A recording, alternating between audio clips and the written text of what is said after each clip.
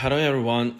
In the previous two videos, we discussed the stories of the state of Wu and its famous figures in the contest between Wu and Yue states.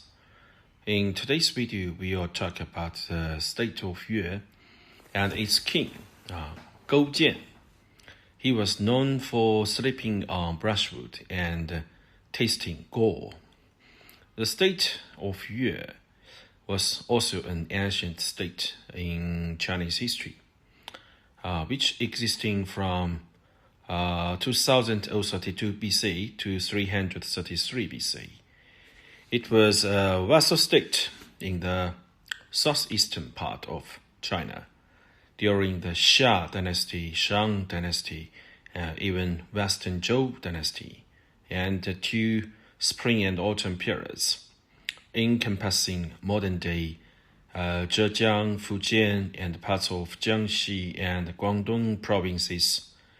According to the records of the grand historian, its founder was a direct descendant of the legendary Yu the Great of the Xia dynasty. After its establishment, Yue state maintained relatively primitive customs and had little contact with the central plains of China. After more than 20 generations, the throne passed to Gou Jian's father, Yun Chang, in the late spring and autumn period. During Yun Chang's reign, Yue state gradually became stronger and multiplied times against King He Lu and Wu state.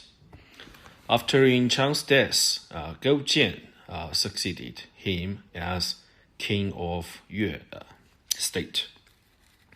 In the first year of King Gou Jian's reign, King He Lu of Wu state learned of Yun Chang's death and attacked Yue state. The two armies confronted each other at Zuili, now is the source of Jiaxing city of Zhejiang province. Gou Jian, worried about the orderly formation of the Wu army, sent death squads to charge twice and capture Wu soldiers. But the Wu army's formation remained unshaken.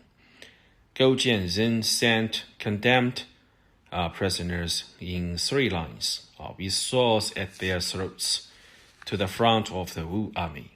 They shot it in unison and then committed suicide, similar to the effect of the Mori Haka, Haka war dance. Seeing the fearless spirit of the Yue soldiers, the Wu army's morale wavered, and the Yue army took the opportunity to attack. Defeating the Wu army, then, Yue General Li Lingguofu used a dagger axe to attack He Lu, and cutting off his big toy and seizing one of his troops.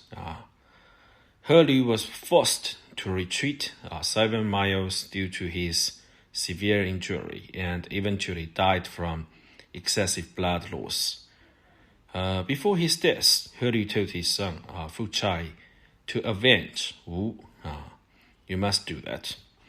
In the 3rd year of King Gou Jian's reign, that was 494 BC, Gou Jian learned that King Fu Chai of Wu was preparing to attack Yue state. This time, Gou Jian decided to strike first, attacking Fu before they could mobilize. His advisor, Fan Li, tried to dissuade him, but Gou Jian did not listen and marched on Wu. The Yue army entered Wu territory and reached Mount Jiao in Taihu Lake, southwest of Wu's capital, now is the Suzhou of Jiangsu, directly threatening the city. Fu Chai then deployed his allied troops to resist. Following the strategy of his prime minister Wu Zixu this time, to launch a night attack with torches, resulting in a major defeat for the Yue army at Mount Jiao. The Yue army retreated to the Qiantang River area, now near the Hangzhou, Zhejiang province, where they were defeated again. The Wu army crossed the river and attacked the Yue capital, Pizhong, now the northwest of Zhuji, Zhejiang province. Gou Jian, with only 5,000 troops at that time, some sources say maybe 8,000, retreated to Mount Kuaiji, now Shaoxing, Zhejiang provinces, and making it his temporary capital. The Wu army besieged them there. Regretting his actions, Gou Jian sought peace on Fan Li's advice and offered to become a vassal of Wu. He sent ministers Wen Zhong and Zhu Jiying to Wu state for negotiation, stating that Gou Jian was willing to enter Wu state with his wife and children as servants. King Fuchai agreed, but Wu Zixu opposed it, believing that heaven had destined Wu to destroy Yue and should not spare Gou Jian. Wen Zhong returned to Yue state and convoyed Wu's stance to Gou Jian, and Gou Jian considered killing his wife and children, then to fight Wu for the death. But Wen Zhong suggested bribing the greedy Prime Minister But to sow discord with Wu. Gou Jian agreed and sent gifts with a lot of gold and treasure and beauties to But, who then persuaded Fuchai and said, "If we continue attacking your state, Gou Jian will kill his family, burn his palace, and fight Wu state to the death. His remaining 5,000 men will be united in hatred, making it harder for Wu to benefit." Fuchai found this reasoning sound and accepted Yue's peace offer. Wu Zixu warned Fuchai, "This is a heaven-sent opportunity. If we do not destroy Yue state now, we will regret it." Fuchai ignored him and pardoned Gou Jian. Withdrawing his army after swearing with an oath. As part of the peace agreement, Gou Jian with his wife and children went to Wu state as servants. Yue ceded most of its territory to Wu, retaining only a 100-mile area around Mount Kuaiji. And in Wu, Gou Jian and his wife lived near He Lu's tomb, serving as menial laborers every day. Gou Jian fed Fuchai's horses. When Fuchai wanted to ride, Gou Jian would kneel, acting as a mounting block. Gou Jian endured all humiliation without complaint, making Fuchai believe he was completely subjugated. To further gain Fuchai's trust, Gou Jian did something extraordinary. When Fuchai fell ill for a long time, Gou Jian tasted Fuchai's feces to diagnose his condition. Just taste Fuchai's shit to diagnose his condition. As ancient Chinese medicine believed that the shape, texture, color, and smell of the shit different between healthy and sick people. Despite the disdain and shock of onlookers, Gou Jian repeatedly tested the shit of Fuchai, and coincidentally, Fuchai soon recovered. This act convinced Fuchai of Gou Jian's loyalty, making him believe Gou Jian had no intention of revenge or restoration of Yue state. With Fuchai's trust, Gou Jian sought to return to Yue state. Fu Chai was about to agree, but this time also Wu Zixu, still suspicious of Gou Jian, proposed a test. He demanded that Gou Jian's wife serve as a concubine for the visiting envoy from Jin. Upon hearing this, Gou Jian's wife, Yu, wanted to commit suicide, but Gou Jian agreed to the demand. After this incident, Wu Zixu became even more wary of Gou Jian, wanting to kill him. However, because he really can endure the shame, that means he must have much more hate.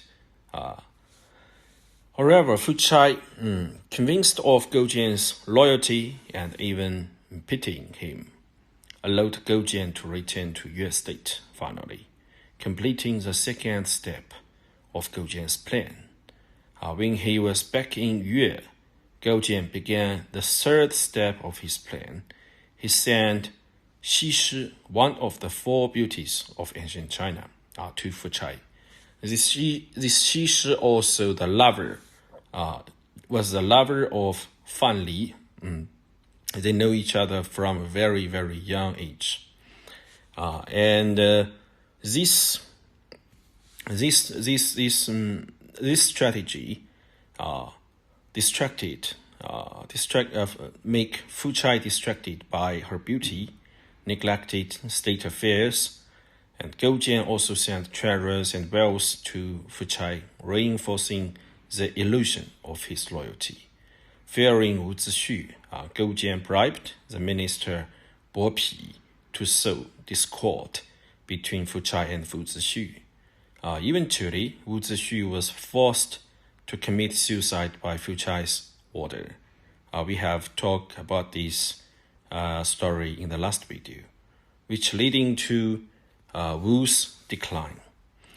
Gou Jian constantly reminded of his humiliation, slept on brushwood and tasted gore daily to strengthen his resolve. With the help of Fan Li and Wen Zhong, he rebuilt Yue's strength over 10 years. Gou Jian led 2 campaigns against Wu, and in the second campaign, Wu was utterly defeated and captured. Fu Chai this time begged Gou Jian to spare him in remembrance of his previous mercy to Gou Jian, but Gou Jian killed him, annexing Wu. Having avenged himself, Gou Jian sought to consolidate power. He targeted his meritorious officials, Fan Li and Wen Zhong, fearing their knowledge of his past humiliations and their immense contributions. First, about Fan Li, sensing danger, left Yue to become a very, very rich merchant. Before leaving, he warned Wen Zhong to protect himself, but Wen Zhong ignored the advice and was eventually forced to commit suicide by Gou Jian with a gifted sword. Witnessing these events happened, Gou Jian's wife, Yu, realized her fate was sealed. She understood that Gou Jian, haunted by past humiliations, would soon turn on her. Despite never mentioning her service to Jin envoy, Gou Jian remained distant and kept court to her. After regaining his kingdom, he indulged in luxury before Yu, with many beauties, who chose to end her life. Finally, Yu chose to end her life. So this time, this is a story of King Gou Jian of Yue state. Gou Jian's success lay in his extraordinary endurance. While perseverance is admirable, Gou Jian's extreme actions, tasting shits and sacrificing his wife, went beyond human limits. ultimately distorting his humanity. His betrayal and subsequent actions confirmed his deceptive nature. After avenging himself, Gou Jian's power consolidation led to the tragic end of his closest allies and his wife, which driven by the painful memories they evoked. So that's all the story about the King Gou Jian of Yue State. Thank you for your watching. If you enjoy the video, please like and subscribe, and also feel free for share and your remark. Thank you guys. Bye bye.